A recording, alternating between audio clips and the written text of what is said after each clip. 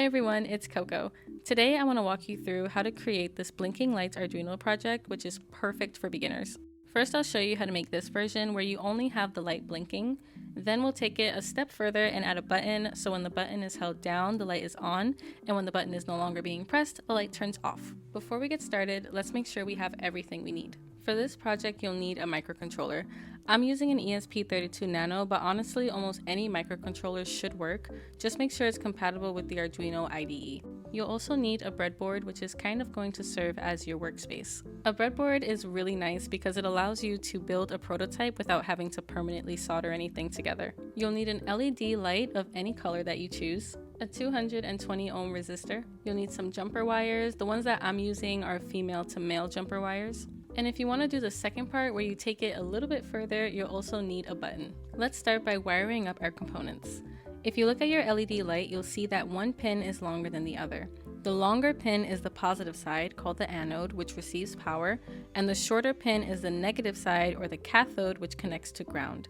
When you insert your LED light into your breadboard, make sure each pin is on their own row and remember which is which. Next, you'll take your 220 ohm resistor and insert one side in the same row as the positive pin on the LED light and the other side to a completely new row on your breadboard. This resistor limits the current flowing through the LED light to prevent it from burning out. Now let's connect our project to the microcontroller. If you take a look at your microcontroller, most of them should have each pin labeled on one side or both. Using our jumper wires, we want to connect the positive LED pin to one of the microcontroller's digital pins, the ones labeled D2, D3, D4, etc. And we want to connect the shorter pin to ground, usually labeled as G and D or just a white box. You can choose any digital pin you want, but for this example, I'm going to choose D2.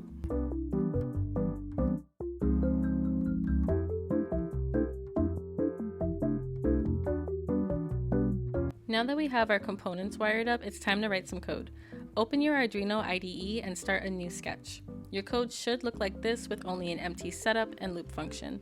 You also want to make sure the correct board is selected. For example, my board is a Nano ESP32, which is selected here.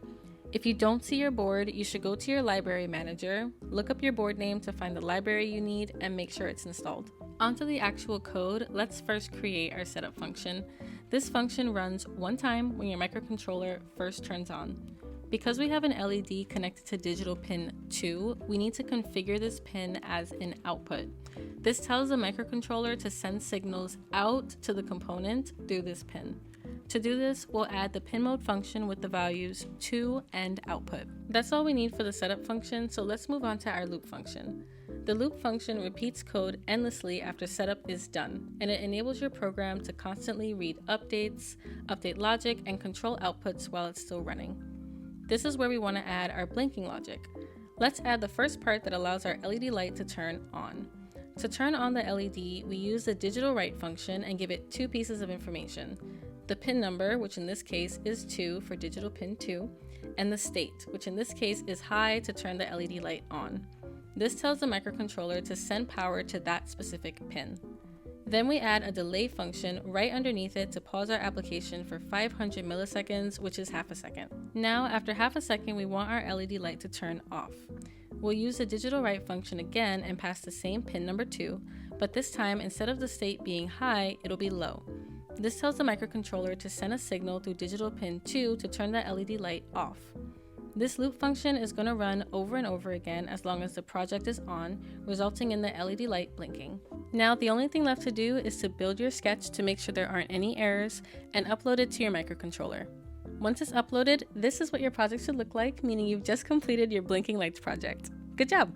Now, of course, if you want to, you can stop here, but let's see if we can take it a tiny bit further by implementing a button. First, unplug your microcontroller so you can safely add a button component to your current build. If you look at the bottom of your button, you'll notice it has 4 pins, but we only need to focus on the 2 pins located on the shorter side. One of these 2 pins will connect to the digital pin on your microcontroller, and the other will connect to ground. You can use whatever digital pin you want, but for this example, I'll be using digital pin number 5.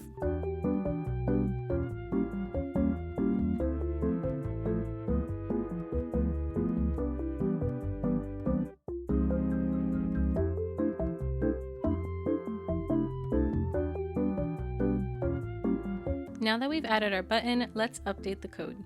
First, now that we have a new component connected to a pin, we need to add it to our setup. Under the pin mode for digital pin 2, let's add another pin mode for digital pin 5 with input pull-up.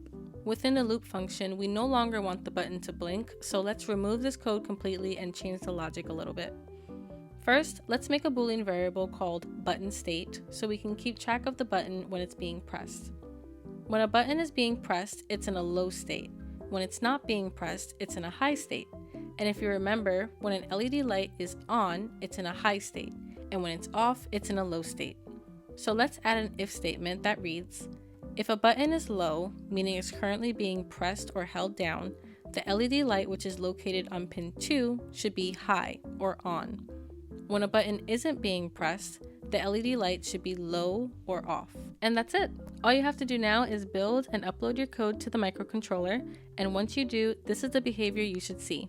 When you hold down the button, the light should be on, and when you don't, the light should be off.